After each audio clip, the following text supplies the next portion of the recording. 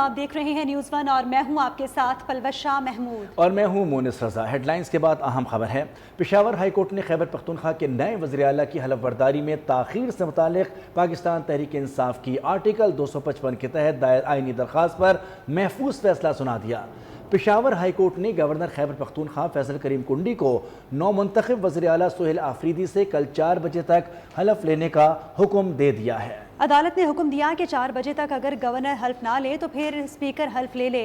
फैसले के मुताबिक अली अमीन गंडापुर ने इस्तीफा दे दिया था। कानून के मुताबिक नए वज़ीर आला का इंतखाब किया जाना है।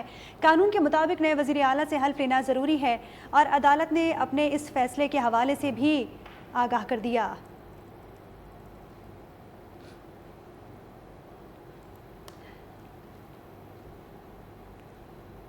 कराची में चेयरमैन पीपल्स पार्टी बिलावल भुट्टो ने फैसल करीम कुंडी को मुखातिब करते हुए कहा कि गवर्नर साहब, आपको तो खैबर पख्तूनख्वा पहुंचना चाहिए। वज़ीर आला से इनसे दरख्वास्त है कि वो उन्हें अपना तैयारा दें ताकि फैसल करीम कुंडी खैबर पख्तूनख्वा जा सकें। उनका कहना था कि गवर्नर केपी पेशावर जाएं और आइन और कानून के मुताबिक अपना किरदार अदा करें। गवर्नर साहब,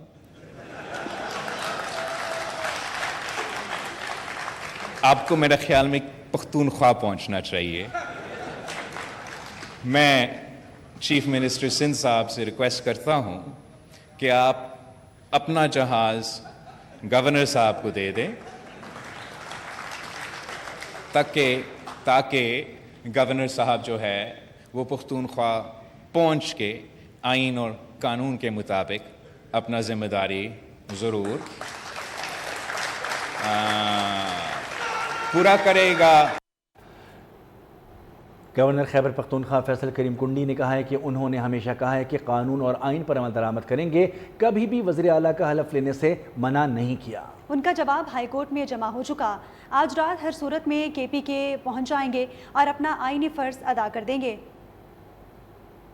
मैंने पहले भी कहा है कि हम हमेशा कॉन्स्टिट्यूशन को फॉलो करेंगे और मैंने कभी भी ये नहीं कहा कि हम वोट नहीं लेंगे। आज मेरा जवाब हाई कोर्ट में जमा हुआ है। मैं ऑफिशियल एंगेजमेंट पे यहाँ पे आया था। आज रज़ा रवानी साहब ने जो गज़ल के बच्चों पे किताब लिखी हुई थी ये भी थी और आज ख़त्म हो गई क्योंकि हमारे पास स्पेशल प्लेन नहीं होता। गवर्नर के पास उन्होंने रिक्वेस्ट की CM सिंह को के लिए और हम जाएंगे और जो भी आइन हमें इजाज़त देगी उसको फॉलो करेंगे। मुख्तलिफ इशूज़ को बुनियाद बनाकर धरने की आड़ में सड़कें और रास्ते बंद करना तहरीक लब्बैक पाकिस्तान के शनाख्त बन गया। अवाम में अफरा तफरी और सियासी बेयकीनी फैलाकर मुल्की मईशत को नुकसान पहुँचाना TLP का पसंदीदा मशवरा है। आए रोज़ एहतजाज, धरने और तोड़ फोड़ में मुतादिद पुलिस और सिक्योरिटी एहलकार शहीद और ज़ख्मी भी हुए। इस पर आपको एक रिपोर्ट दिखाते हैं।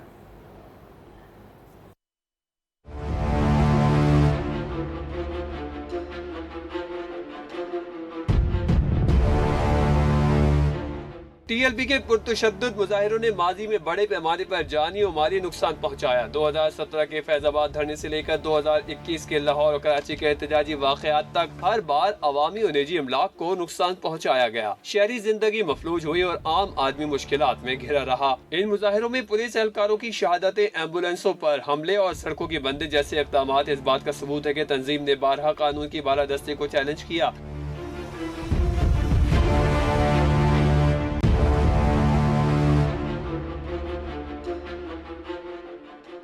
2017 में मुमताज कादी की सजा के खिलाफ मुल्क भर में धरने देकर मुल्क के निजाम को मफलूज किया गया। 2021 में गुस्ताखाना खाकों के इशू पर फ्रांसीसी सफी की मुल्क बदली के लिए अहम शाहराहों पर धरने देकर मुल्क की मैशत और तरक्की को शदीद नुकसान पहुंचाया, जबकि दर हकीकत 2 साल पाकिस्तान में फ्रांस का कोई सफी तैनाती नहीं था। अब 2025 में गजा अमन मुआहदे के खिलाफ सड़कें और रास्ते ब्लॉक करके मुल्क के निजाम और मैशत को एक बार फिर मफलूज करने की कोशिश की गई।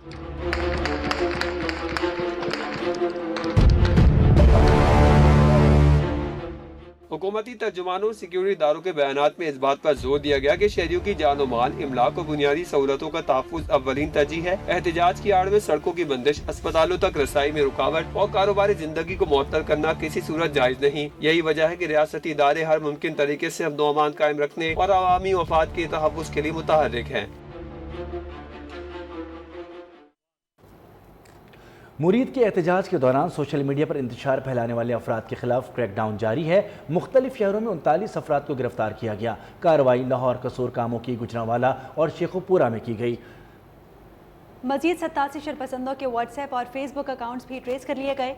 शरपसंदों की गिरफ्तारी के लिए क्रैकडाउन का अमल जारी है और दूसरा मरहला आज रात से शुरू होगा। 200 से ज़ायद शरपसंदों की फहरिस्त मुरतब की जा चुकी। पुलिस ज़राए का इस हवाले से बताना है कि गिरफ्तारियों का अमल मुकम्मल करके कानूनी कार्रवाई की जाएगी।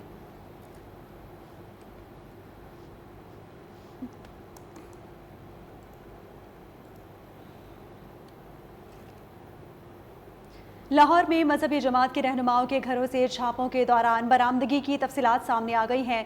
14 करोड़ 44 लाख की पाकिस्तानी करेंसी और 6 करोड़ 34 लाख से ज़ायद मालियत का सोना बरामद किया गया है। गैर मुल्की करेंसी और दीगर सामान भी बरामद हुआ है। पुलिस के मुताबिक 50,000 भारतीय करेंसी समेत बरतानिया, कनाडा, सऊदी अरब और UAE की करेंसी भी बरामद हुई है। पुलिस के मुताबिक गैर मुल्की करेंसी की मालियत 25 लाख पाकिस्तानी रुपए से ज़ायद है।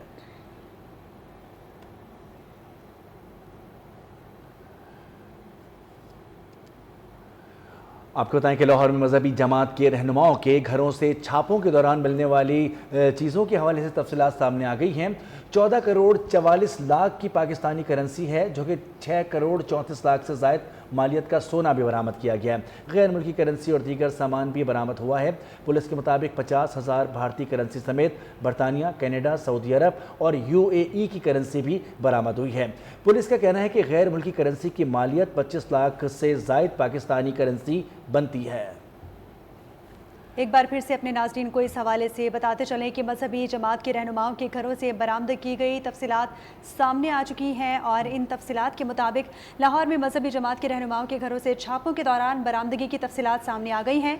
14 करोड़ 44 लाख की पाकिस्तानी करेंसी और 6 करोड़ 34 लाख से ज़ायद मालियत का सोना बरामद किया गया है। गैर मुल्की करेंसी और दीगर सामान भी बरामद हुआ। पुलिस के मुताबिक 50,000 भारतीय करेंसी समेत बरतानिया, कनाडा, सऊदी अरब और UAE की करेंसी भी बरामद हुई है। पुलिस के मुताबिक गैर मुल्की करेंसी की मालियत 25 लाख पाकिस्तानी रुपए से ज़ायद बनती है।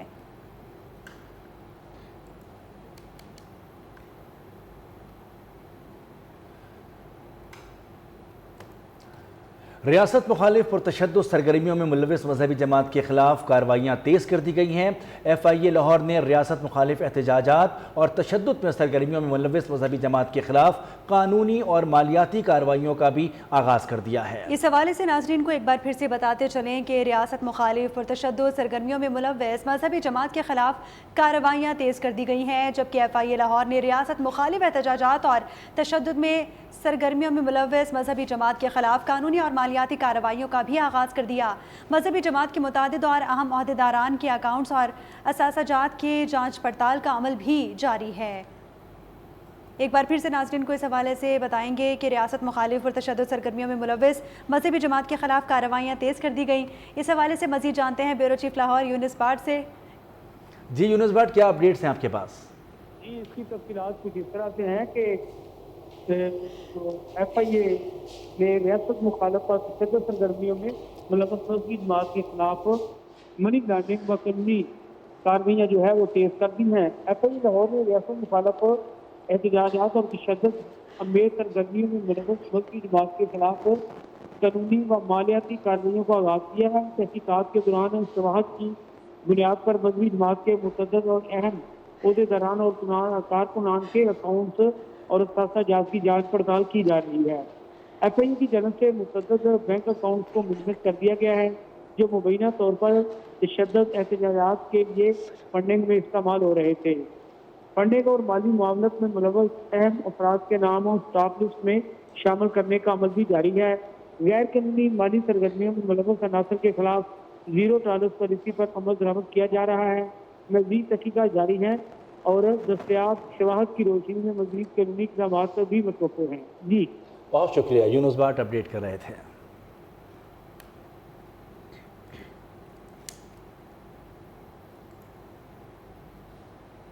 हुकूमत पाकिस्तान ने TLP वाक़े पर जाली खबरों के खिलाफ बड़ा एक्शन शुरू कर दिया।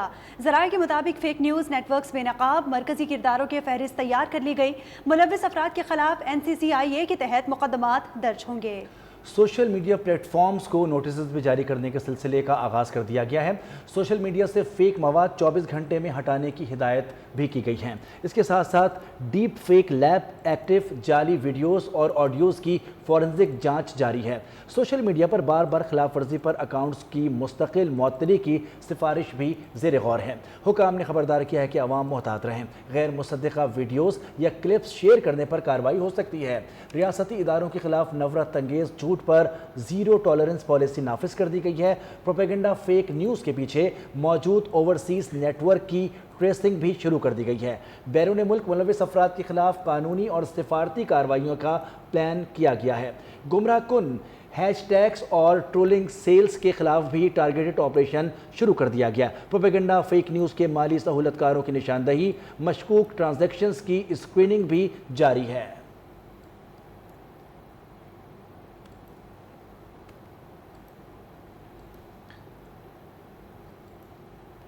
گزشتہ کئی دن سے جاری ہنگامی صورتحال کے بعد لاہور میں حالات معمول پر آ گئے ہیں۔ شہر میں امن و امان بحال ہو چکا، تعلیمی ادارے کھل گئے، ٹریفک بھی بحال ہو چکا ہے۔ لائبہ الیاس کی یہ رپورٹ دیکھیے۔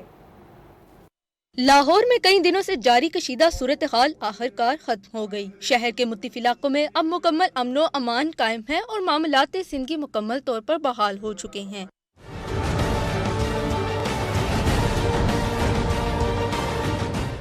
شہر کی سڑکوں پر ٹریفک بھی رواں دواں ہے۔ شہری معمول کے مطابق دفاتر بازاروں کا رخ کر رہے ہیں۔ لاہور میٹرو بس سروس بھی بحال کر دی گئی ہے، جبکہ دیگر پبلک ٹرانسپورٹ بھی معمول کے مطابق چل رہے ہیں۔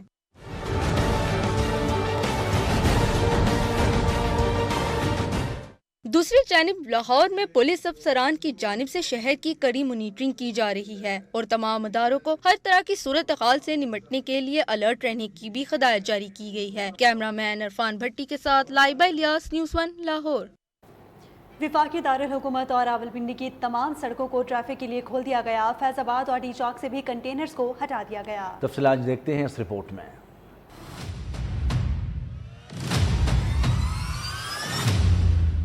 جڑواں شہروں میں مذہبی جماعت کے احتجاج کے پیش نظر رکھے گئے کنٹینرز کو ہٹا دیا گیا، جس کے بعد دونوں شہروں کی تمام سڑکوں پر معمول کی ٹریفک بحال ہو گئی ہے۔ اسلام آباد ڈی چوک پر رکھے کنٹینرز اور دیگر رکاوٹوں کو بھی ہٹا دیا گیا ہے۔ گزشتہ روز بیشتر سڑکوں سے رکاوٹوں کو ہٹایا گیا تھا، تاہم فیض آباد اور ڈی چوک کو مکمل بند رکھا گیا تھا۔ اب فیض آباد اور ڈی چوک سے بھی کنٹینرز کو ہٹا دیا گیا ہے۔ سڑکوں کی بندش کے باعث شہریوں کو کئی روز پریشانی کا سامنا کرنا پڑا۔ شہریوں نے راستے کھلتے ہی سکھ کا سانس لیا، جس کے بعد اسلام آباد اور راولپنڈی کے درمیان آمد و رفت مکمل بحال ہو گئی ہے۔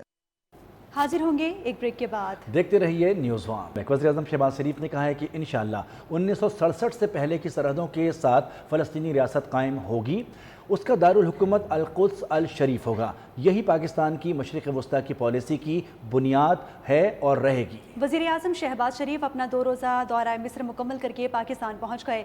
وزیر اعظم نے شرم الشیخ میں منعقدہ غزہ امن سربراہ اجلاس میں شرکت کی۔ مصر کے وزیر ثقافت احمد فواد نے وزیر اعظم اور پاکستانی وفد کو الوداع کہا۔ اپنی روانگی سے قبل ایکس پر پیغام میں وزیر اعظم شہباز شریف نے کہا، پاکستان کی سب سے اہم ترجیح غزہ پر مسلط کی گئی نسل کشی کی مہم کو فوری طور پر روکنا تھا۔ دیگر برادر اقوام کے ساتھ مل کر اس ترجیح کو تسلسل کے ساتھ بیان کیا گیا۔ صدر ٹرمپ کے لیے ہمارا شکریہ اس بات کی بنا پر ہے کہ وہ اسے روکیں گے اور اس وعدے کو پورا کریں گے۔ انہوں نے مزید کہا کہ ہم امن کے لیے صدر ٹرمپ کے منفرد کردار کی تعریف کا اظہار کرتے رہیں گے۔ فلسطینی عوام کی آزادی، وقار اور خوشحالی پاکستان کے لیے بنیادی اہمیت کی حامل ہے۔